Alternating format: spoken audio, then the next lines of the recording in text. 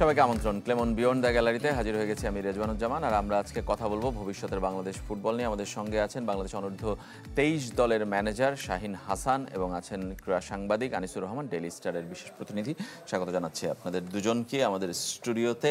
আমরা বলছিলাম যে ভবিষ্যতের বাংলাদেশ ফুটবল কেন এই বিষয়টা আমরা বেছে নিয়েছি। আপনারা জানেন যে বাংলাদেশ অনূর্ধ্ব 23 দল এই মুহূর্তে অনুশীলন করছে এশিয়ান কাপ বাছাইয়ের আগে সামনে রেখে ভিয়েতনামে আগামী মাসে যে টুর্নামেন্টটা হবে সেই টুর্নামেন্টের জন্য প্রস্তুতি বাংলাদেশের কেমন হচ্ছে এবং এই টুর্নামেন্টকে ফুটবল ফেডারেশন খুব গুরুত্বের সঙ্গে দেখছে। আমরা দেখতে পাচ্ছি যে ন্যাশনাল টিমের বেশ কজন প্লেয়ার যেমন এই দলে ডাক পেয়েছেন, ঠিক তেমনি প্রবাসী বেশ কজন ফুটবলার যারা জাতীয় দলে খেলেছেন, খেলার সম্ভাবনা আছে, তারাও কিন্তু এই দলে ডাক পেয়েছেন। সেই বিষয়টা নিয়ে আমরা কথা বলবো। আপনারাও চাইলে অংশ নিতে পারেন আমাদের এই আয়োজনে। ফোন করতে হবে স্ক্রিনে দেখানো নম্বরগুলোতে।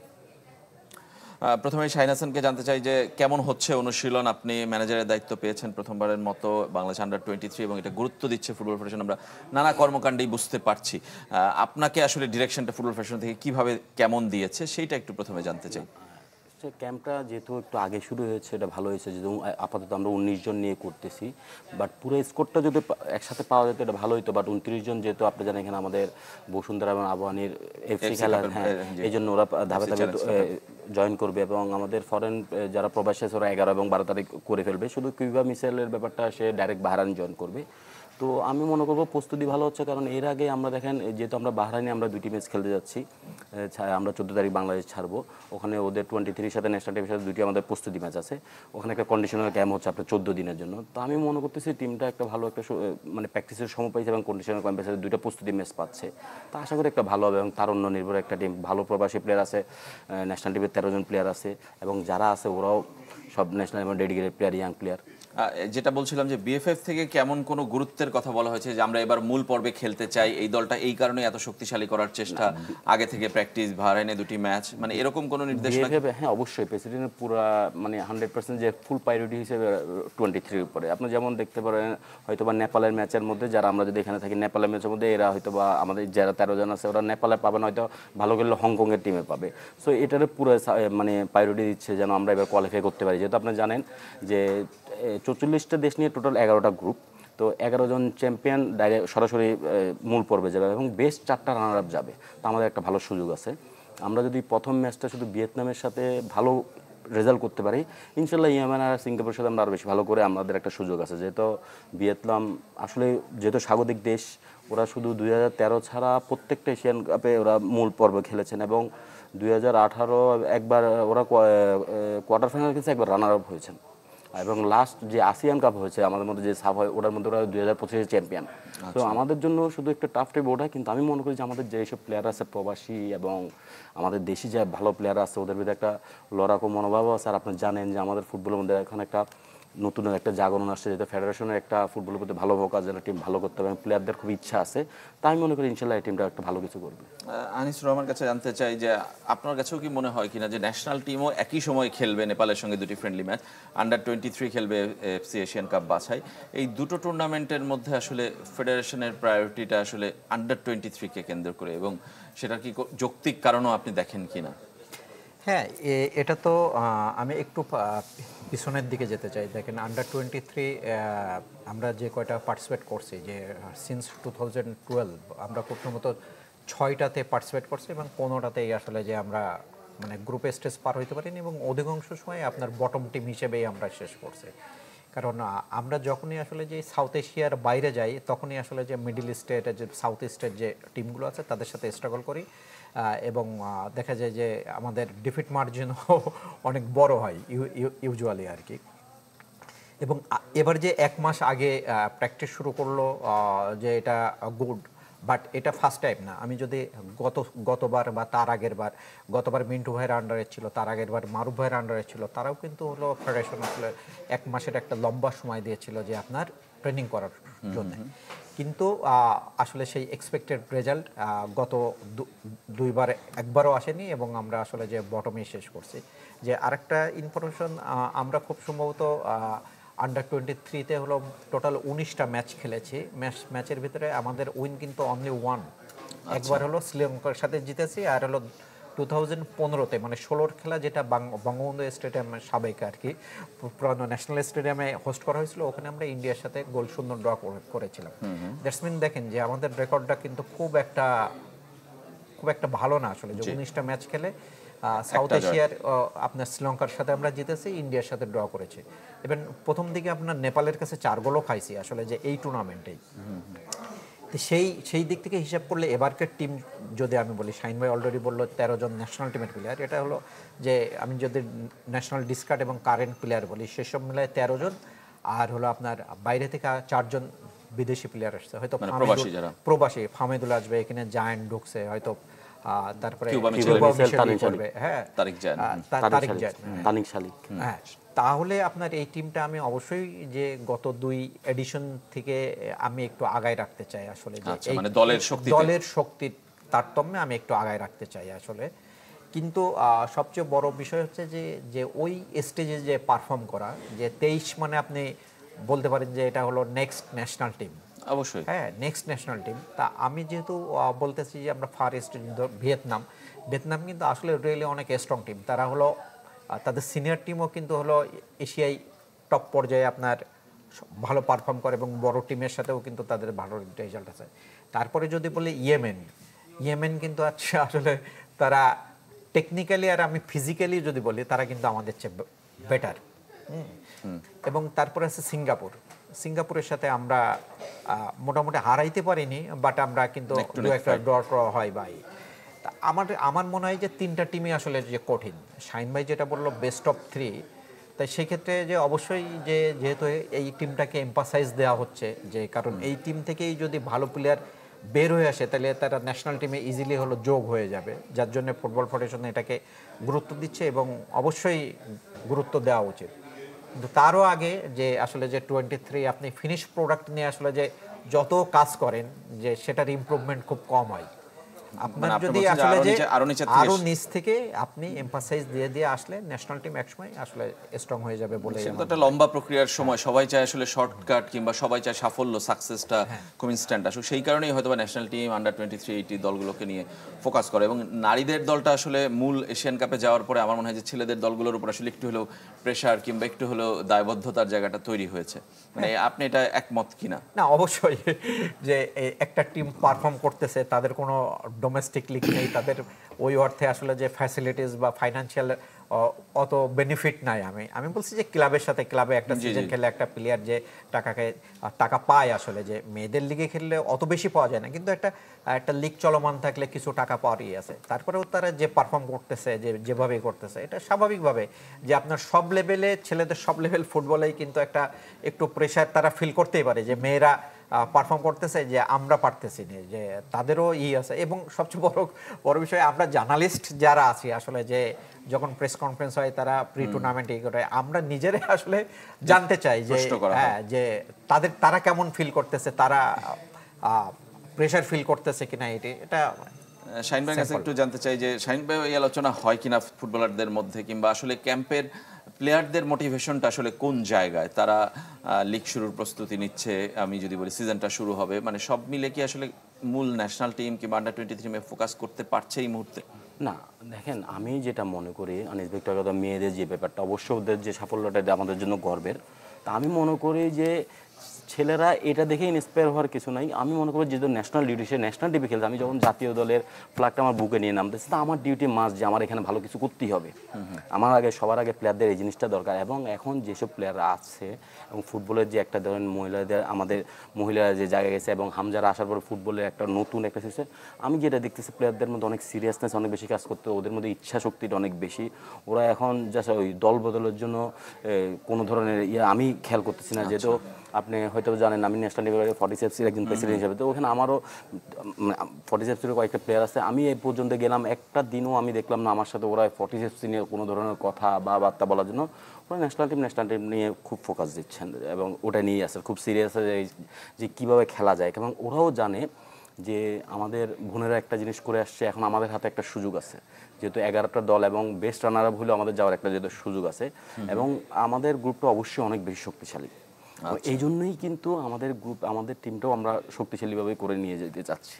এবং আমি কেন বলতেছি যে আমরা জিনিসটা ভালো করতে পারবো এবার, যেহেতু আগে 2টা ইয়েতে ভালো করতে পারেন, এবার করার সুযোগটা, কারণ 2টা দিক আছে। সেটা হলো, যেমন আমাদের ন্যাশনাল টিমের 13 জন প্লেয়ার আছে, এবং ফামিদুল ন্যাশনাল টিম খেলছে, ও আবার এখানে খেলতেছে।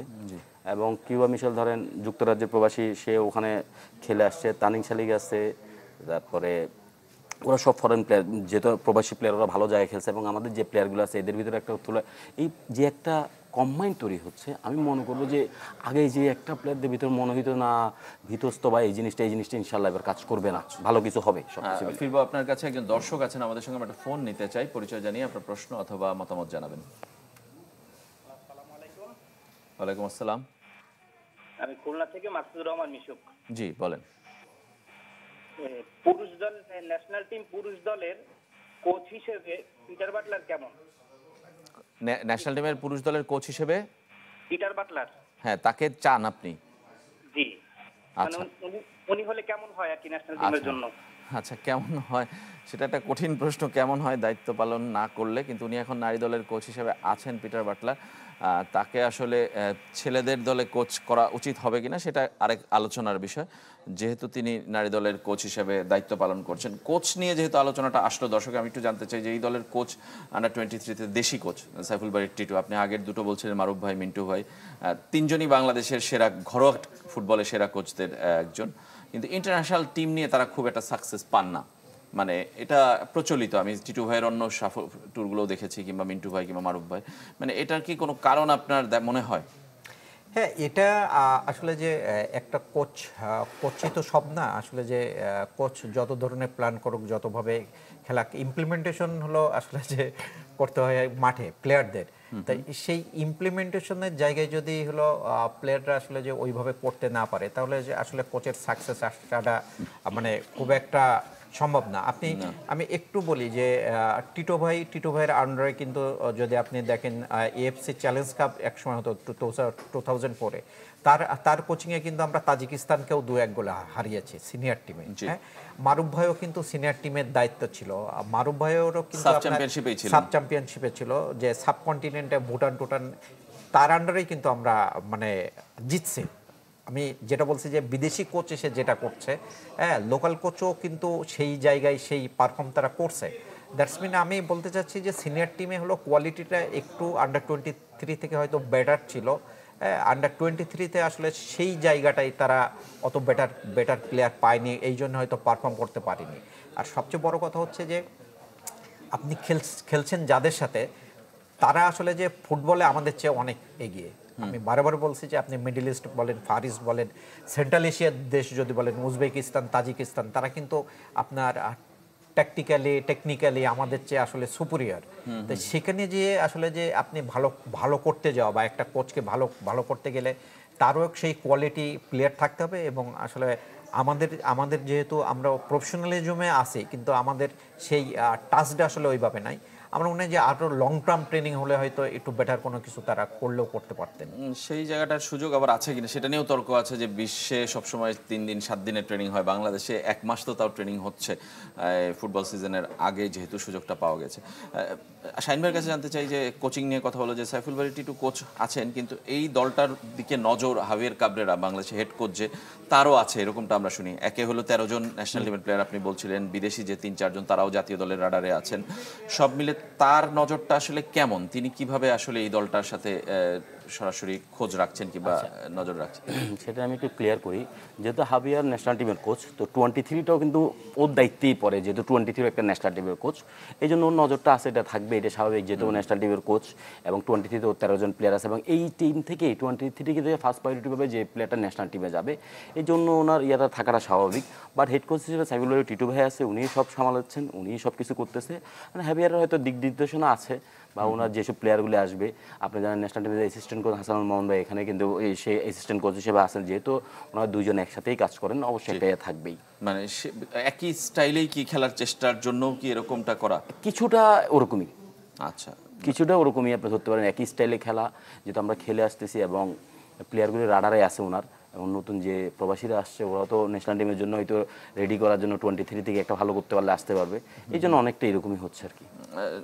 আনিস ভাইয়ের কি মনে হয় যে আসলে সাইফুল ভাই টিটু কোচ থাকলে একটা ছায়ার মতো হাবিয়ার কাবরেরা আছে, এটা কি ভালো না মন্দ যে দুটো দল একই ধরনের স্টাইলে খেলবে, কি নাকি একই কৌশলে খেলার জন্য আবার স্বাধীনতা দেওয়া উচিত কোচকে? আসলে আমি কনফিউজড এই বিষয়টা। আমি যদি সাইফুল বাড়ি টিটুই যদি থাকে টেকনিক্যাল ডাইরেক্টর, সে একজন হলো আপনার AFC Pro licensary coach, coach, হ্যাঁ, তাহলে এখানে হ্যাভিয়ারের থাকার কোনো আমি প্রয়োজন হ্যাঁ সরাসরি নেই, কিন্তু তিনি তিনি মনিটরিং করেন।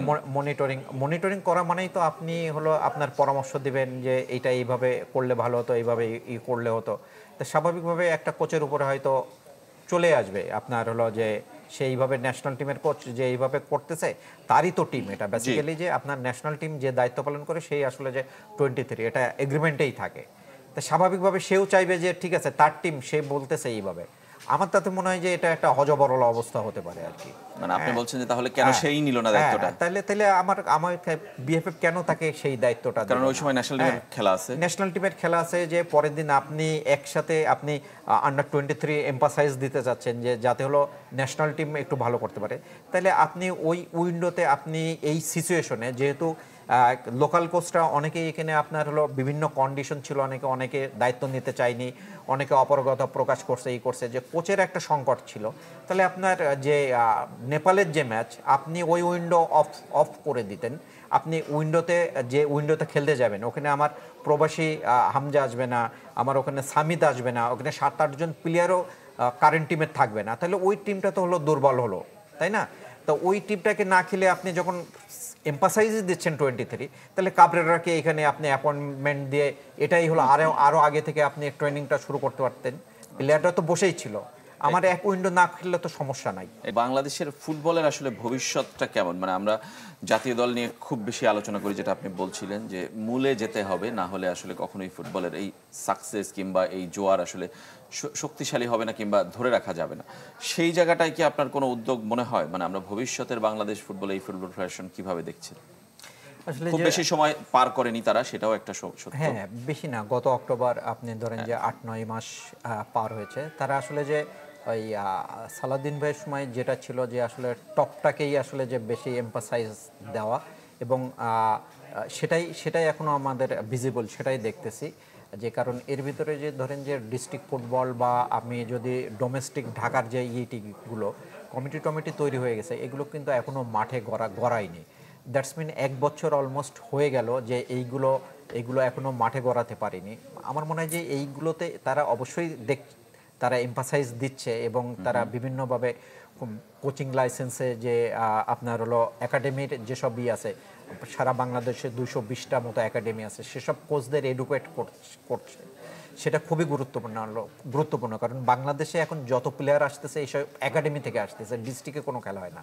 তো ওই একাডেমি যত স্ট্রেনথেনিং তারা যেভাবে করতেছে, এটা স্ট্রেনথেনিং হলে বাংলাদেশের ফুটবলটাও আসলে যে কোয়ালিটি ফুটবল কিছুটা আপ হবে। আমি বলছি না যে একবারে একদম টপে চলে যাবে, তো সেই দিকেও তারা ফোকাস দিচ্ছে এবং সেই কাজটাও তারা করতেছে। একই সাথে আমার মনে হয় যে টপ লিগের পাশাপাশি নিচের লিগগুলো আসলে যে একটা একটা প্লেয়ার যদি 3-4টা লিগ খেলে প্রিমিয়ারে আসে, তাহলে ধরেন যে তার একটা ভাস্ট এক্সপিরিয়েন্স হয়ে তখন ন্যাশনাল টিমে প্রিমিয়ার খেললে তারপরে ন্যাশনাল টিমে ঢুকবে। কারণ বিগত সালে যদি আমি দেখি যে জাফর, তারপরে হলো আবদুল্লাহ, এরা হলো আপনার 5টা ম্যাচ খেলে আপনার 3rd ডিভিশন থেকে আপনার টপে আসছে, টপে এসে হলো ফেডারেশন কাপে 5টা ম্যাচ খেলে ন্যাশনাল টিমে চলে গেছে। আবদুল্লাহ ওরকম 7টা না 8টা ম্যাচ খেলে আপনার টপ লিগে 7-8টা ম্যাচ খেলে ন্যাশনাল টিমে চলে গেছে।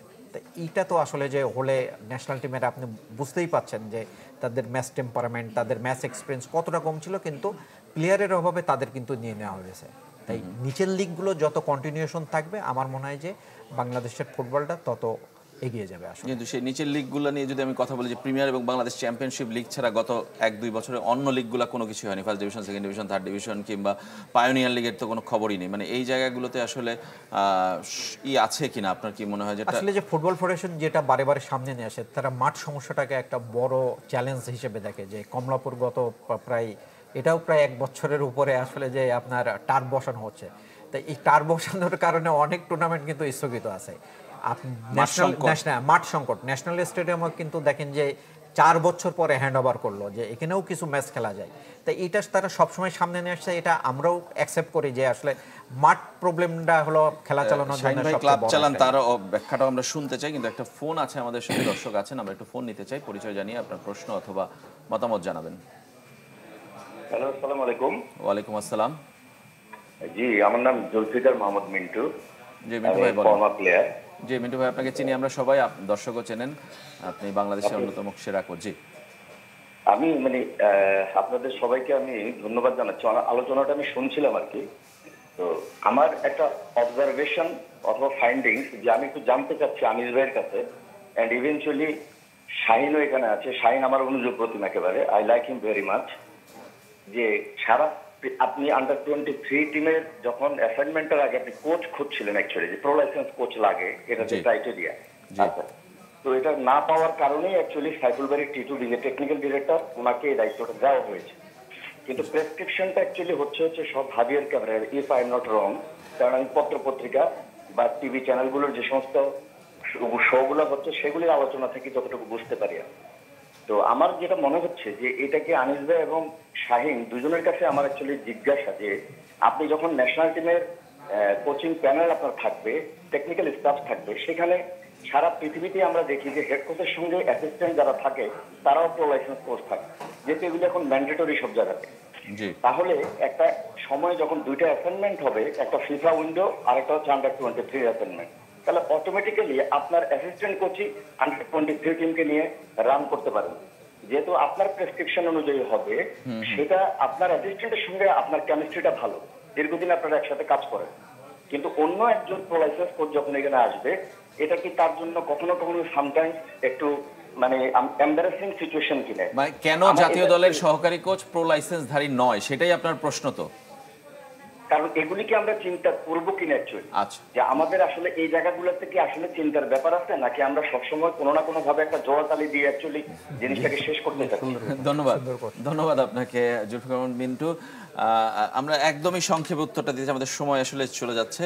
যে মিন্টু ভাইয়ের প্রশ্নটা আগে উত্তর দিতে। মিন্টু ভাইয়ের সাথে আমি 100% একমত যে আপনার বিশ্বের সব জায়গায় এই প্র্যাকটিস, যে বাংলাদেশেও যখন আমি যদি বলি ক্রুইফ আর রেনে কোস্টার আসছিল, তখনও কিন্তু আপনার হলো রেনে কোস্টার হলো ন্যাশনাল 23 দায়িত্ব নিয়েছিল এবং পাশে থাকতে হলো ক্রুইফ, সেই করতো, তাইলে একটা কিন্তু চেইন মেইনটেইন হতো এইটি। তাই এখানেও একই অবস্থা। এখন হাসান আল মামুন ভাই যদি আসলে যে তার প্রো যদি না থাকে এটি, তাহলে হয় অবশ্যই তার প্রো লাইসেন্স আসলে যে অ্যাভেল করা উচিত, নতুবা হলো ফেডারেশনের উচিত যে আসলে যে এই প্রবলেম যাতে ভবিষ্যতে না হয় সেটা শাহিন ভাই, আমি দুটো প্রশ্ন আপনার কাছে, মিন্টু ভাইয়ের প্রশ্ন এবং আমার প্রশ্ন, দুটো একদমই সংক্ষেপে উত্তর দিন। না, এটা 100% শিওর যে ওনার প্রো লাইসেন্স করা দরকার, আর পাশাপাশি না হলে একদম প্রো লাইসেন্সের কোচ দরকার। কারণ যেহেতু আপনি 23 কোচ ন্যাশনাল টিমে মেন, যদি হ্যাভিয়ার না করে বা আমার মেন কোচ না করে, যেন উনি ওভার জিনিসটা একই স্ট্রাকচারে চালাতে পারে। দুইজনই একমত মিন্টু ভাইয়ের সাথে। লাস্ট কোশ্চেন আমার ছিল যে আসলে ঘরোয়া ফুটবলে কি আসলে মাঠ সংকটই একমাত্র কারণ, নাকি নিচের সারি লিগগুলো শুরু হচ্ছে না? উপরে আমরা অনেক আয়োজনের কথা দেখছি, আন্ডার 23 ন্যাশনাল টিম, কিন্তু নিচের দিকের লিগগুলো কিন্তু এখনো শূন্য। আচ্ছা, যে মাঠে যে প্রবলেম বলতেছি, আমি দুইটা কথা বলে শেষ করবো। একটা ছিল কিশোর, আমরা শুধু পাইনিয়ার নিয়ে কথা বলি, শুধু পাইনিয়ার নিয়ে কথা বললে কিন্তু ফুটবল চলবে না। কিশোর ফুটবল লিগ আমরা ছোটবেলায় খেলতাম, যেটা 8 বছর বা 10 বছর। আমি মনে করি দেশে কিশোর ফুটবল লিগটা চালাও। আর পাইনিয়ার আর কিশোরের জন্য কিন্তু স্টেডিয়াম দরকার নাই, আমরা বিভিন্ন মাঠে চালাতে পারি। তো আমি মনে করবো যারা কমিটিতে আছে, পাইনিয়ার কমিটি দেখতেছে, আমি ওনাদের কাছে আবেদন জানাবো যেন অ্যাটলিস্ট পাইনিয়ার আর কিশোর ফুটবলটা সবার আগে শুরু করে দেওয়া যায়, সেকেন্ড ডিভিশনটা পরে আসুক। ধন্যবাদ আপনাদের দুজনকে। আমাদের সময় আসলে একদমই শেষ, আরও কথা বলার ছিল, কিন্তু আজকের মতো আমাদের এখানেই শেষ করতে হচ্ছে। আবারও দেখা হবে, সবাই ভালো থাকবেন।